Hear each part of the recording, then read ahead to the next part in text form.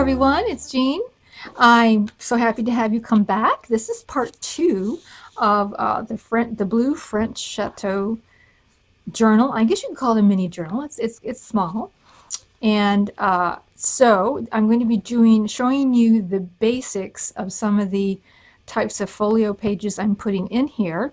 I'm also working at the same time on this Pink Christmas album shaped journal, and this is a little simpler design than this one. This one I put all the fancy lace on it and everything, and I'm doing this folio. This is going to be more just signatures and papers and that type of stuff, so I will be probably doing that later, but the construction of the spine part is pretty much the same as this one. So I did want to catch up really fast with one more thing, because I've been traveling and kind of busy the last few weeks. And that is this particular journal here, if you remember.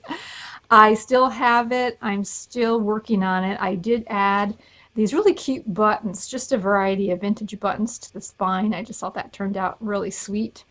I do have all the pages in. I've got some of the ephemera made, and I'm kind of, sometimes you just get kind of stuck. It's not that I've given up on it. I have not, but it will get finished. I promise. So, anyways, I just want to show you that yes, I'm still working on that particular project. Anyway, so today I have. What I want to show you is how I am going to put these little mini folios inside this journal. And I'm going to be using it's almost a cardstock weight, and you could use cardstock for sure. This is, I think, 47-pound weight. It's like a very heavy scrapbook paper, and that's what I'm using for most of for my folios that I'm putting in here is this type of paper. And the first thing I'm going to do is I'm going to cut this twice the distance of my cover. So this measurement here, I'm doing twice that plus 1/4 of an inch.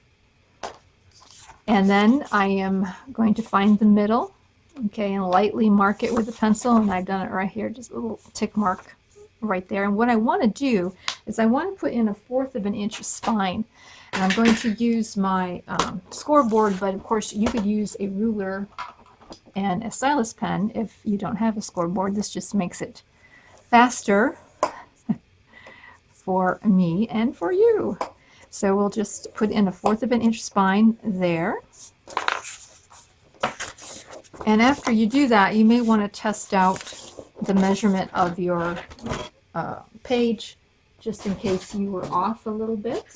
Okay, now this is going to be your base. And because I am working with this is premium presentation paper from Epson, and sometimes it creases really easy to the point that sometimes it wants to wear a little, almost not quite tear, but it just sometimes, I just don't trust how long it's going to wear. It's not quite as heavy as cardstock. So therefore, I'm going to put down in the middle a little bit of fabric. I'm just going to glue it there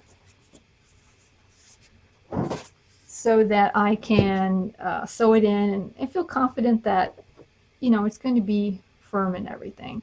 So I'm just going to add these little strips of fabric that I end up with when I make fabric for my Etsy shop.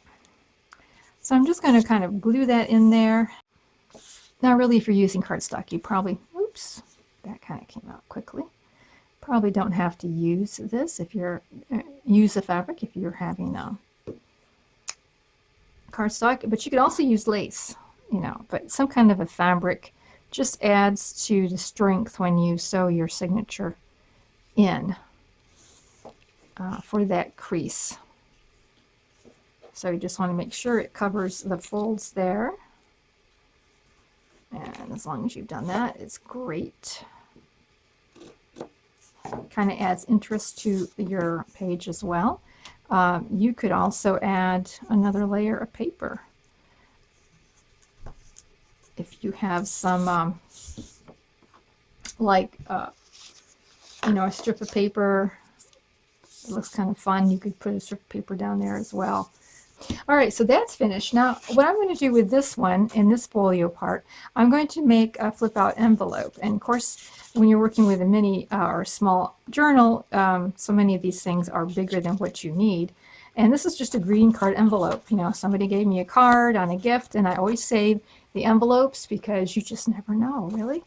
And I'm going to measure here about how far down I want to be, and I'm going to cut it off right about there. And then for the flip in, I am going to cut it off before, you know, I get to the crease, of course, right about like that.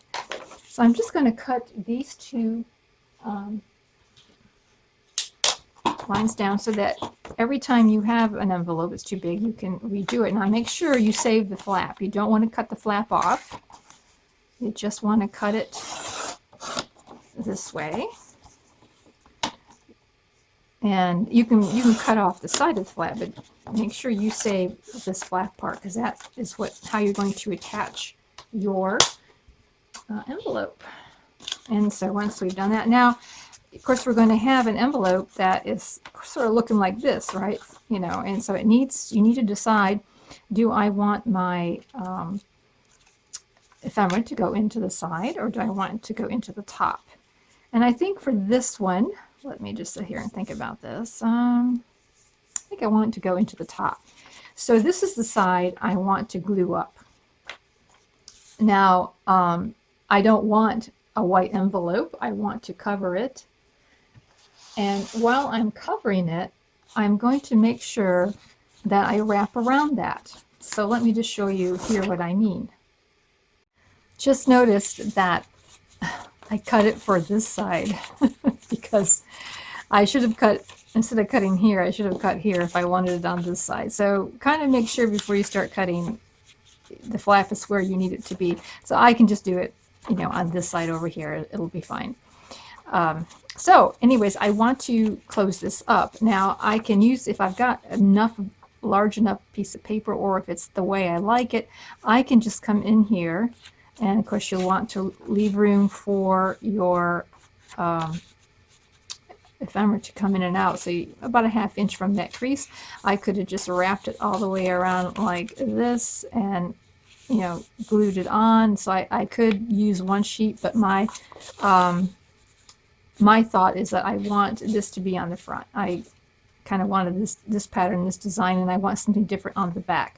So I still need to wrap. I still need to wrap a little bit around that opening, whether it's here or there. So I need to leave, you know, about a ½ inch there when I go to glue it, right? And then I'm going to also wrap up a little bit over here. And so I'm going to glue this particular page right up to the opening here. Oh, I don't know why my glue is really coming out in gangbusters. So I want to make sure the edges are glued. So I'm going to go around all the edges like that. And skip some glue here in the middle. Okay. I'm going to align up to the top of that opening. I'm going to leave about a ½ inch over. Okay. Oh, about a ½ inch over. Let's see. There we go. There we are.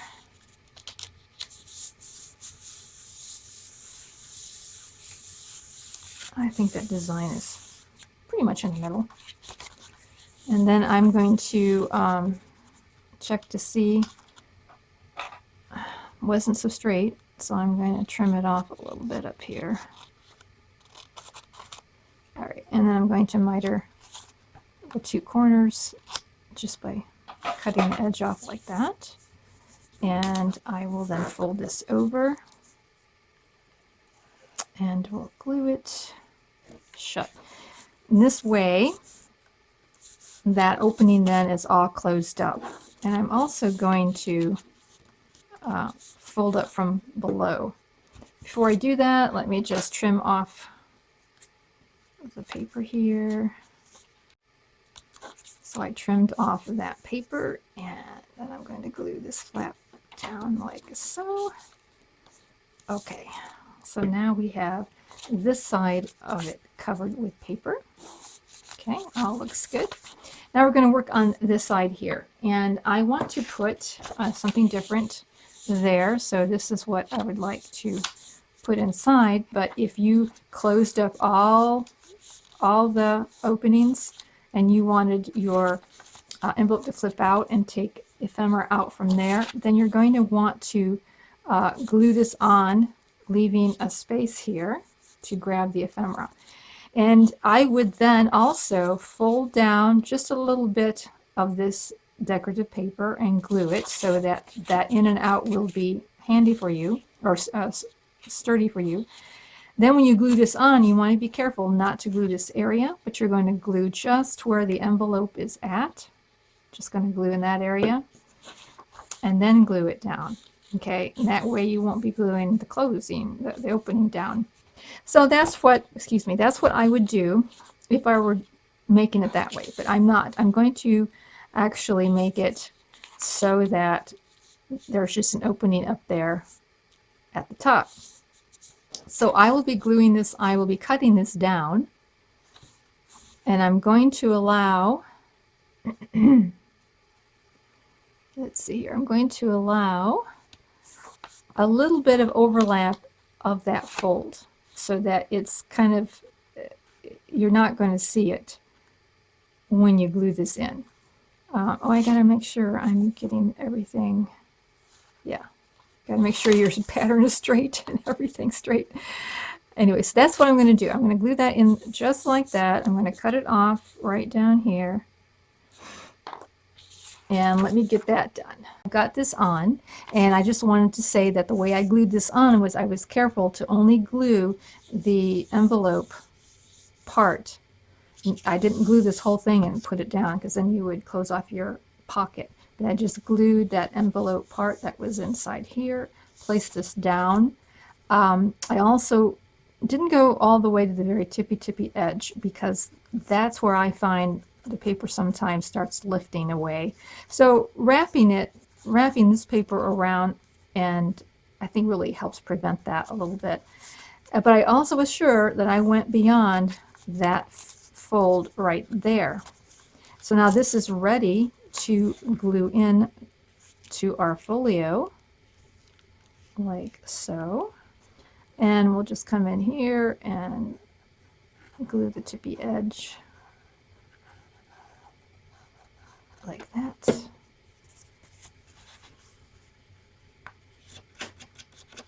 And put it down like so.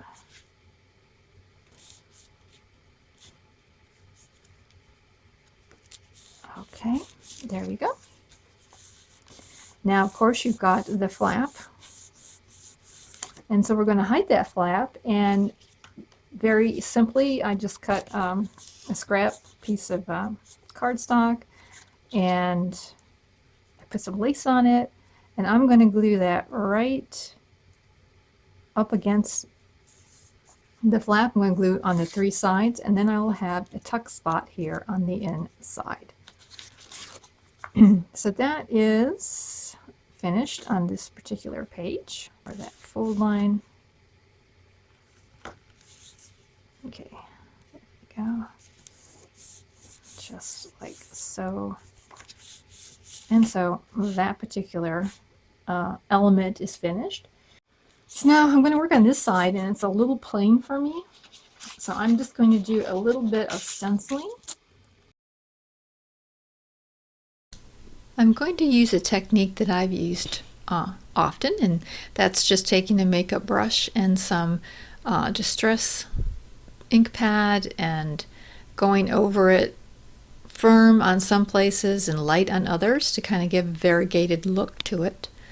And then I have an ink pad here of, I think it's coffee archival ink, and just taking the tip of my finger and pressing this print here and there. This is a very easy, quick technique to collage a plain piece. I have 2 strips of ribbon, and I believe this is like 5/8 of an inch, something of that nature, and this is from the Dollar Tree craft department, and just trimming that off there to make a X. And I'm trying to mimic those boards that were made at one time, maybe still are, that have like a padding, and then they have the crisscross of different ribbons, and then you just put your ephemera or your pictures or whatever in between there. And this ribbon is it's on the wide side, but I think it was easier for me to work with than this thinner ribbon. And I'm just stapling, of course, the 4 corners here.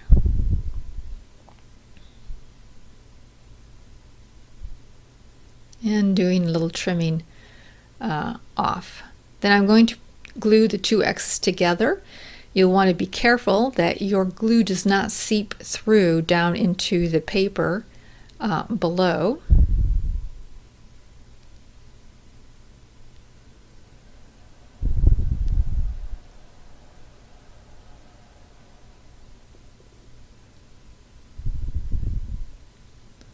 Now I'm going to cover up those staples. I did not just glue them down because the glue oftentimes comes through and you can see it. So that's why I use the staples. And I'm going to cover them up with these little rosettes. And I do believe I get this lace from Hobby Lobby. And I ended up using fabric tack in the end. And you could use anything to cover that up. Pieces of ephemera. This is from the free digital I had a few weeks ago. Bits of pieces of lace, whatever. And then I'm going to put down the centerpiece. And so I want to be careful again that it doesn't seep down into the paper. So I'm just going to lift it up there temporarily with a little something. And as you can see, your ephemera then is going to slip in to the side. So there is my ideas for the folio here. I think that's pretty. I like the shininess of the ribbon. And then this will open up. You can write here. I'll have some ephemera there, and then you'll pull your tag out from that top. So this then is one of the little folios. Have a little spine. Now we have staples on this side. That's right. And I wanted to say that I'm going to either cover these up with lace or something of that, or washi tape, or I'll find something that I'll just border that with a little bit. Okay, I noticed the video is getting just a little bit longer than I like. So I'm going to stop here, and next time we get together, I will show you the other folios that I've done and give you some more ideas of what you can do on the inside. Thank you so much for viewing. Be sure to subscribe and hit that bell so you know when the next video comes out. And we'll go through some more, and then we'll also start sewing them into our journal. Well, have a great evening, and we'll talk to you soon. Bye.